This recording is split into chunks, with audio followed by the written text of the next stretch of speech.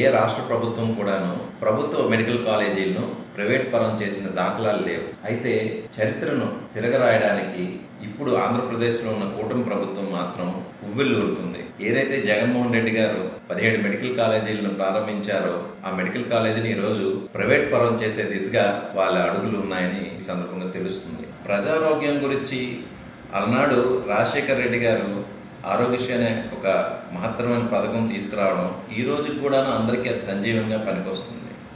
అలాగే జగన్మోహన్ రెడ్డి గారు కూడా ప్రజారోగ్యం మీద మరింత ఎక్కువగా దానికి శ్రద్ధ పెట్టి 25 లక్షల వరకు ఆరోగ్యశ్రీ ప్రొసీజర్స్ ప్రతి పేదవాడికి అందుబాటులో తీసుకురావడం చేసిన సంగతి మనందరికీ తెలిసిందే. నేను ఒకటి కూటమి నేతలకు ప్రశ్నిస్తున్నాను, మీరు ప్రజారోగ్యం కోసం మీరు చేసింది ఏంటి? మెడికల్ కాలేజీ విషయంలో మీరు ఇలా పారిశ్రామికవేత్తల దగ్గర కానీ లేకపోతే ప్రైవేట్ వ్యక్తుల దగ్గర మీరు మోకాలు వడ్డాల్సిన పరిస్థితులు ఏమొచ్చింది?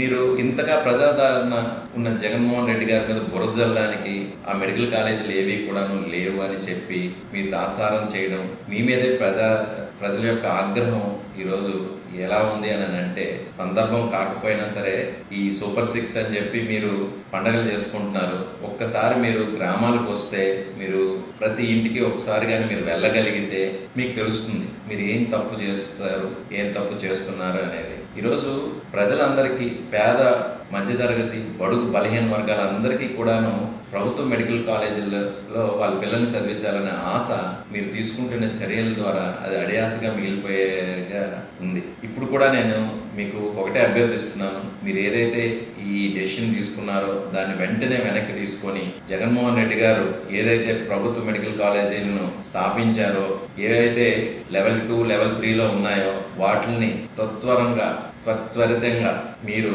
వాటిని ప్రజలకు అందుబాటులో తీసుకొచ్చి విద్యార్థులకు అలానే తల్లిదండ్రులకు వాళ్ళ ముఖాల్లో చిరునవ్వులు తెప్పిస్తారని ఆశిస్తూ